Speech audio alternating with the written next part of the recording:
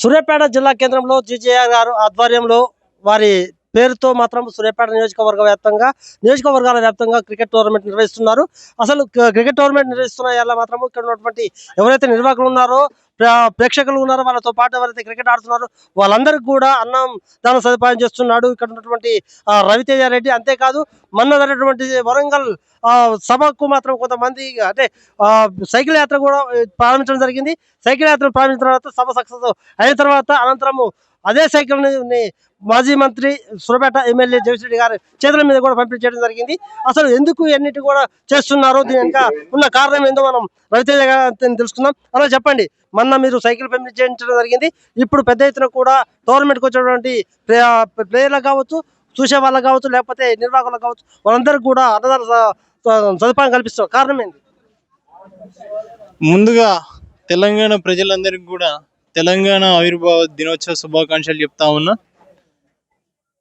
ఈ cricket tournament ఏదైతే ఉందో ఇది మాజీ మంత్రివర్యులు సూర్యాపేట శాసనసభ్యులు గుంటకండ్ల జగదీశ్వరెడ్డి గారి ఆధ్వర్యంలో జరుగుతుంది.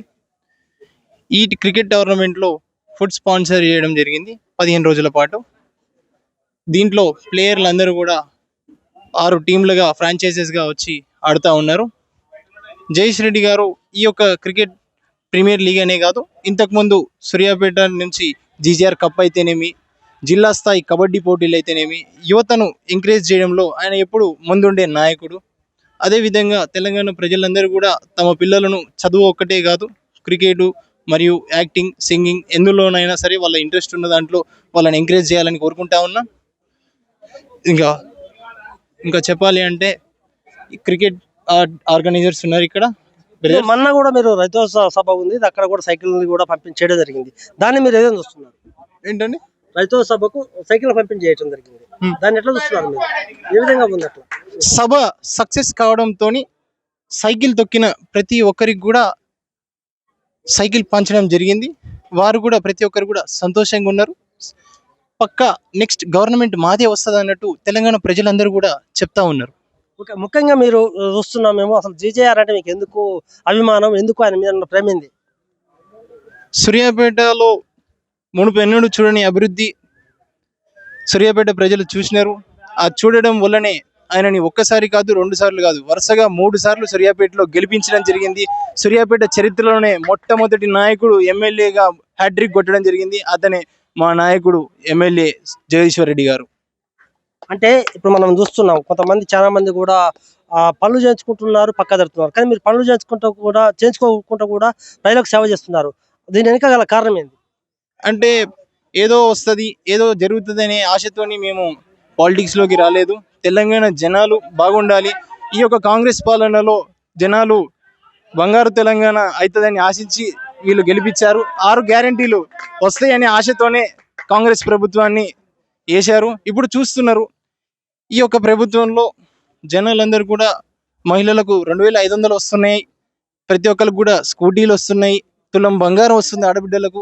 ఈ సంతోషంలో ప్రతి ఒక్కరు కూడా ఈ నెక్స్ట్ ఎలక్షన్లోనే కాదు, ఇంకో 20-30 సంవత్సరాలు కూడా కాంగ్రెస్ పార్టీని గెలిపిస్తా అని అంటా ఉన్నారు. అంటే మీరు ముఖ్యంగా చెప్పండి, ఇప్పుడు ఈ క్రికెట్ టోర్నమెంట్ కావచ్చు, ఇంతకుముందు కూడా కొన్ని ప్రజాసేవా కార్యక్రమం చేశారు. ముందు ఏ విధంగా ముందుకెళ్ళబోతున్నారు? ఏంటండి ముందు ఏ విధంగా ముందుకెళ్ళబోతున్నారు మీరు? ముందు అనేది సేవ కోసం, సేవలో ఏ అవసరం ఉన్నా కూడా వాళ్ళకి తగ్గట్టు మనం చేసుకుంటా పోతా ఉంటాం.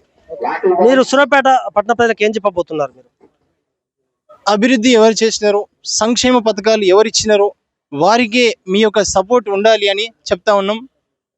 ఇక వాళ్ళే రానున్న స్థానిక ఎన్నికల్లో ఆ పార్టీకి మాత్రమే ఓటేయండి. ఆ పార్టీ ఏదో కాదు, అది మన బీఆర్ఎస్ పార్టీ.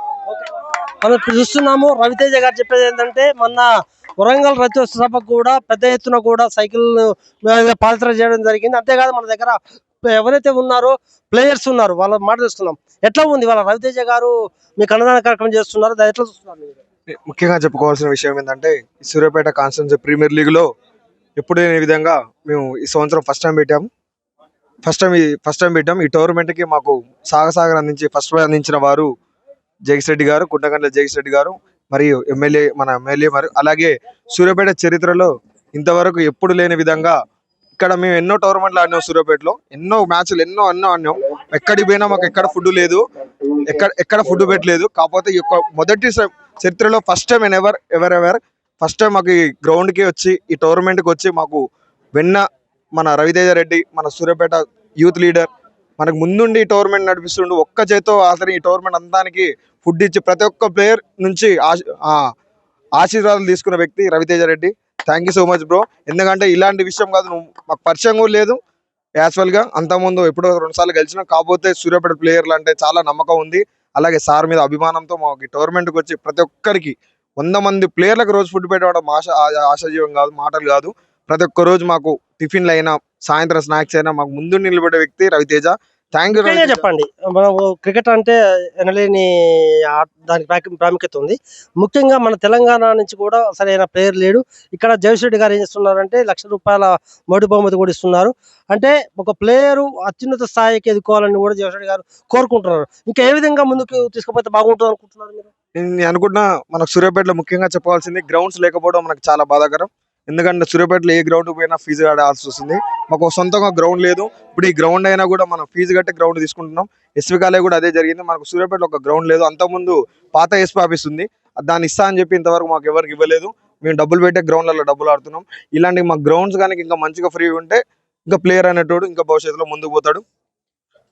అంతే. ఓకే, ఇప్పుడు మనం చూస్తున్నాం ఇక్కడ జేజేఆర్ కప్పు విషయానికి వస్తే మాత్రం ఇక్కడ ఉన్నటువంటి ప్లేయర్ ఒకటే కోరుకుంటున్నారు. ఏమంటున్నారు అంటే జగదీశ్వర్ రెడ్డి గారు మాత్రం అలాంటి ప్లేయర్లు మాత్రం ఒక స్థాయికి తీసుకుపోవాలని కోరుకుంటున్నారు. ఎందుకంటే ప్లేయర్లని మాత్రం అతను ప్రోత్సహిస్తున్నాడు. ఖచ్చితంగా రాష్ట్ర స్థాయి కాదు, జాతీయ స్థాయిలో కూడా ఆట ఆడుతేందుకు మాకు వెన్నుదనుగా ఉన్నాడు. ఖచ్చితంగా దాంతో పాటు జగదీశ్వర్ రెడ్డి గారిని కోరేది ఒకటి. ఎందుకంటే జగదీశ్వర్ రెడ్డి గారు అంటే ఇక్కడ ఉన్నటువంటి ప్రస్తుతం ఉన్న ఎమ్మెల్యే కాబట్టి ఖచ్చితంగా మాకు ఒక క్రికెట్ స్టేడియం అంటే ఒక స్టేడియం ఇస్తే మాత్రం మేము ఖచ్చితంగా ఇంకా ముందు కూడా అనేక ఆటలు ఆడుకుంటాము.